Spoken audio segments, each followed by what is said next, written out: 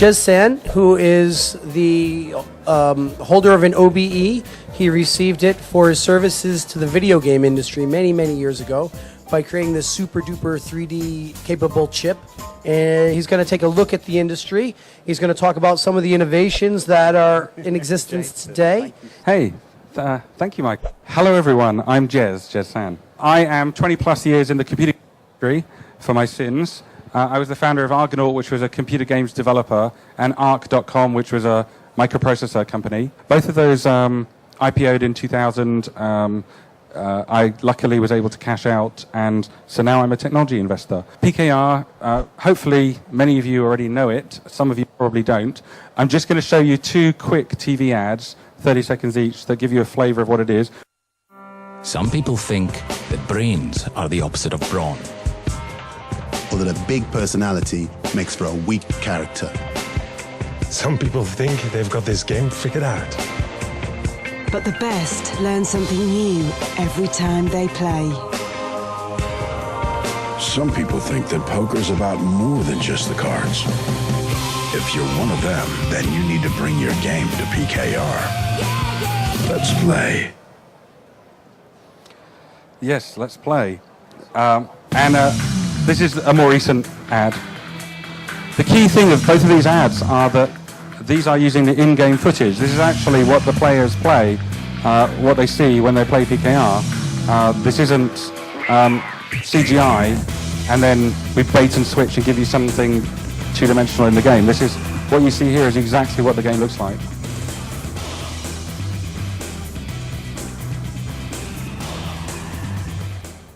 Now, the key question I want to know is, why do we think that people play our games? Why do people play our games? Is it because they want to make money? Hands up. A couple. And because it's fun. And is there another reason? I'm going to focus heavily on online poker because that is my background, but obviously I'm going to try and broaden it to online gaming. Big disclaimer, anything I say is not PKR's view. It is my view, and many of the times it's not even my view. I'm just being a bullshit artist. Computer games, the 80s, which is were mostly two-dimensional. They were very basic. All of it was about how fun the game was, and very little of it was about what it looked like. But by the 90s, 3D was everywhere. Almost every computer game in the 90s was in 3D. And the reason for that is that the experience is much more entertaining and immersive and involving and realistic. That is what gamers want. They want to feel like they're playing inside the game, not looking at the game.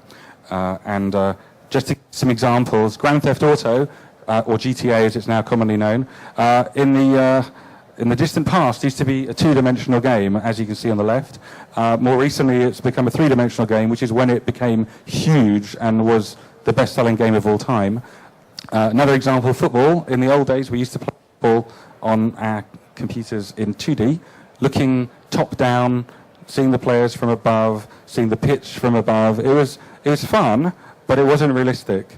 Nowadays, football is in 3D, feels like you're taking part. I don't know if any of you guys are old enough to remember this, but it's very cute, but we used to play Prince of Persia in 2D like it looks on the left.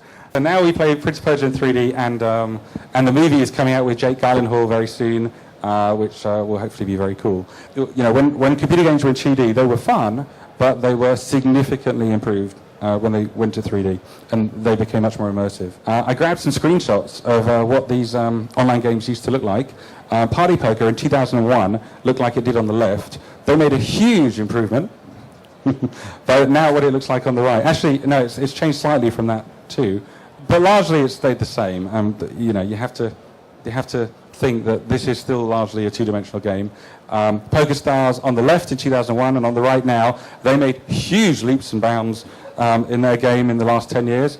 And, well, it must be working, because obviously they're the biggest poker site in the world, but that might have something to do with the fact that they're operating in America, and not to do with the fact that they've improved their product over the years, because clearly they haven't. The key trend for me is that kids eventually grow up into adults, and That's key because kids play computer games from a very early age, are very comfortable playing computer games. They play everything.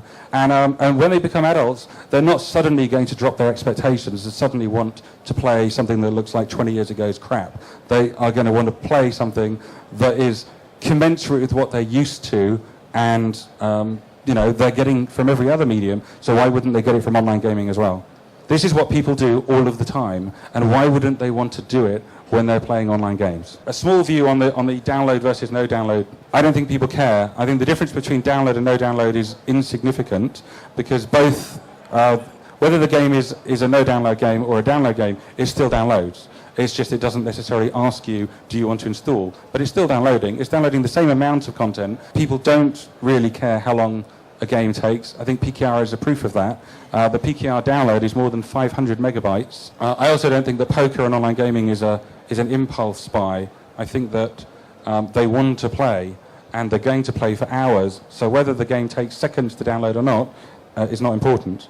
There's two parts to every online gaming offering. There's the client and the server. Today, I think most innovation in online gaming has only been done on the server side. That is adding new game offerings, improving the number of concurrent users that they can have on the site at the same time. I think there's been almost no innovation on the front end, the client side, which is the software that the user actually downloads and plays on their computer. Poker companies and online gaming companies in general haven't done anything in the last 5 years. Very little innovation.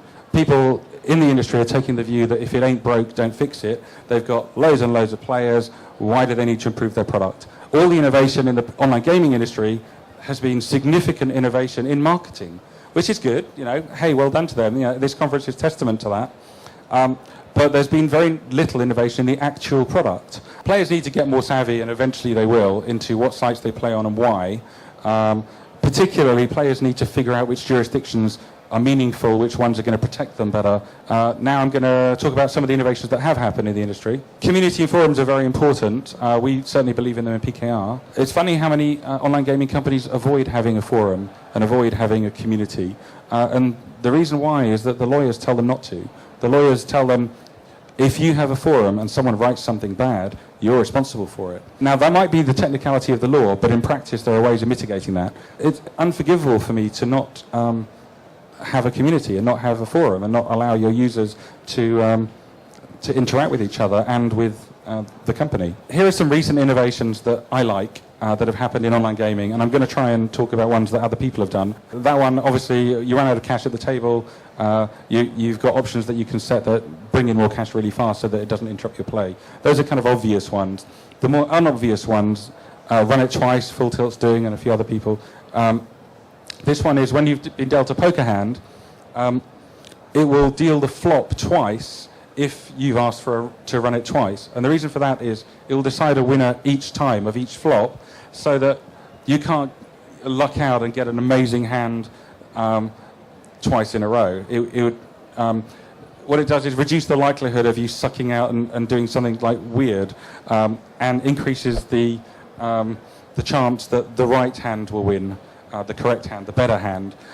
What this does in general is it reduces variance and gives players more cash evenly balanced, which is actually better for the gaming site or the poker site itself, because there's more money shared around and less of it flowing into lucky fish who then quit and take liquidity out of the game.